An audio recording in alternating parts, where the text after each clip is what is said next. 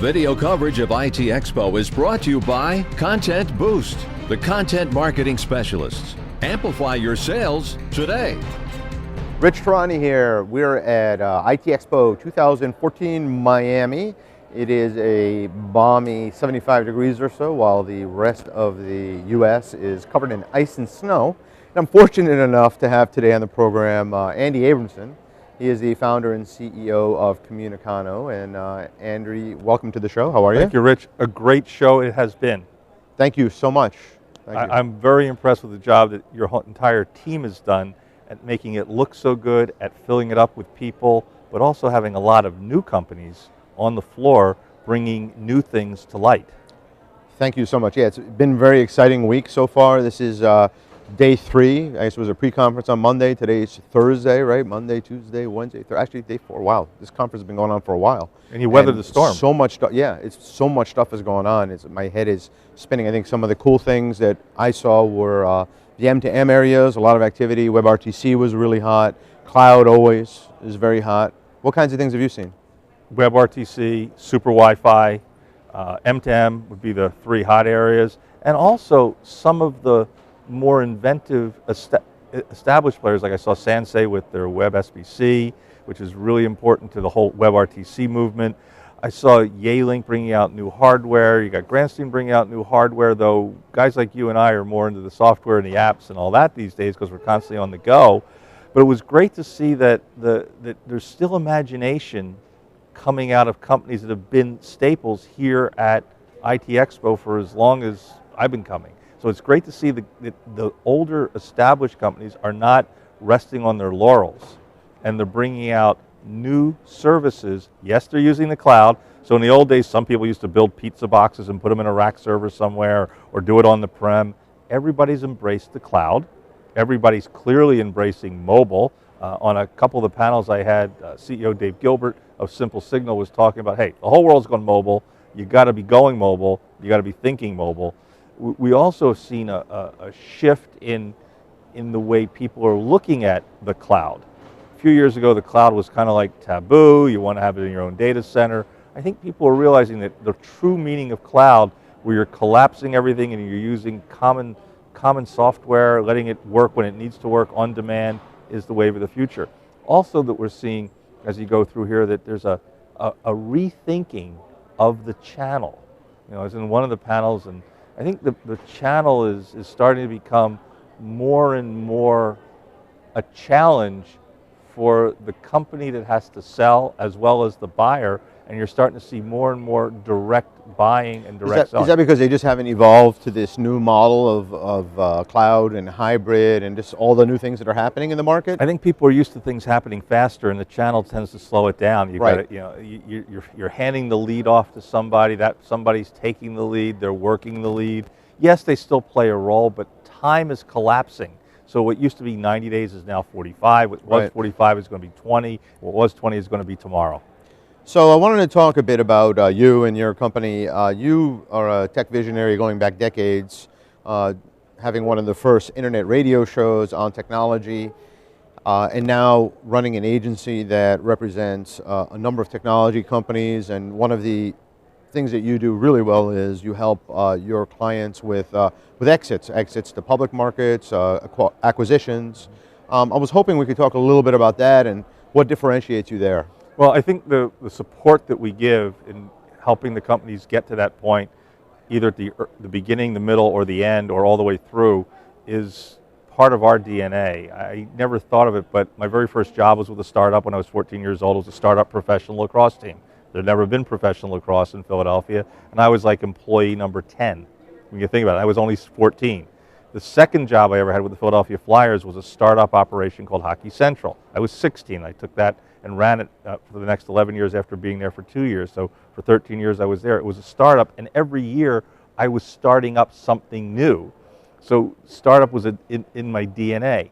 When I look at my third job was with the Denver Nuggets. I was in the corporate account management team, bringing in multi-million-dollar sponsorships. I helped inflate the value, and it was sold while I was there. So I guess that was the first exit I was ever involved in, but I never looked at it until one day I was looking back and saying, gee, I've done startups, I've done companies in transition, I've helped create value, and I've led them to exit. And then as time went on, I did the corporate thing, and I did the agency thing, and then I opened up my own shop. We like, in the agency that I've built, we love working with the early stage guys who know what they want to do with their product, but they don't know how to communicate about it. They don't know how to tell their story. They don't have a story to tell. Engineers are the worst at telling a story because they want to make sure it's perfect before they say it. Right. So we try and get them over that hump of being, unsure, and just get it out there that it's, concise, consistent, credible, compelling, and contagious. If you can do all those 5 things with a good story, reporters and editors will get it, analysts will get it, and we tell the story in such a way by putting our spin on it that makes it successful. We've done it now 32 times in 14 years. I gave up thinking it was luck about 7 years ago. So what are some of the mistakes that you've seen that the viewers will benefit from hearing about? Just things that companies have done that they shouldn't have done, they could have done better. So the first thing is hiring an amateur. A professional is expensive, an amateur costs you a fortune. You hire the wrong people and you end up with amateur results. So pick your people properly. Number 2, let the pros tell you what to do. Don't tell them how to do it.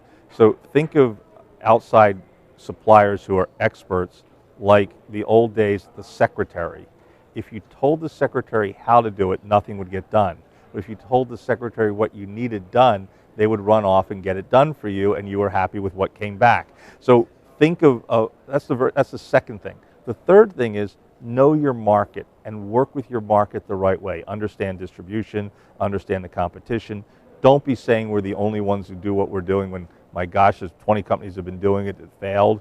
It's just silly. So don't over expect. I know there's a lot of firms that do a lot of what we do. I just think that we're not the best at what we do. We're the only ones who do it the way we do it. And there's a very nice nuance there about we're the only ones who do it the way we do it, which separates us. We like to create value for our clients. Does it always work out? No. Sometimes we don't do everything right, and sometimes they don't. But we have a very good hitting average or batting percentage or shots on goal percentage. The key is when you look at these startups, a lot of them are underfunded. More and more, you're seeing companies come out using a crowdfund reward basis. They're raising maybe a few $100,000. In the old days, that company never would have even seen the light of day. They would have been waiting until they raised their first round of $6 to $8 million. Now we're seeing Series A rounds or seed rounds of $1 million, $1.5 million. But the expectations are that company's going to grow as fast as somebody did 5 years ago with $7 million in venture capital. I don't see those same things working, but what I do see... A few hits, but rare. But what I do see is... Kind of like apps. Yeah. A few runaways, but rare. Features are being set up as businesses today. So the ability is to propel the features to the right audience and to change the model of how you communicate and stand those companies up. The whole crowdsourcing world is changing. The crowdfunding model is changing. So we're adapting with it and looking at how to run a business. And quite honestly, I'm looking at the whole communications world in a very strange way. I'm thinking like a hacker. You have to think like a hacker. A white hat hacker. A white hat. When I say a hacker, break it down. When you look at the hottest companies on the market today, Airbnb, Uber, for Uber cars, they completely broke down the business models of how people rented or used something. Right. And in turn, they figured out how do you make convenience down to one button. So look, if I need to get a car when I'm in New York or San Francisco, I pull out Uber. This is where I'm at, tap. This is what I need, tap, and the car's there. That to me is simplicity. That's the same thing that Steve Jobs did with the iPhone, where you're pretty much to 3 taps and you're in any app. So walk me through a final question here. You're in an elevator with a potential client and he has an idea and his goal is to exit within a certain number of years, and you've got, let's say, 90 seconds to 2 minutes to tell him all the steps he needs to follow to do that. Build your story, get it out to the right audience, make sure you deliver on your promise of what you said the first time. Deliver just what you need to get customers using you, and then build from there. Don't overbuild, don't over-engineer, and most importantly, don't overthink. You know what your idea is, you know who you want to sell it to, you know who you want to exit to. Let's make it happen. And that's a lot less than 90 seconds. That's great. We're only halfway up the building. Fantastic, great job, and great to see you again as Great to always. see you, Rich.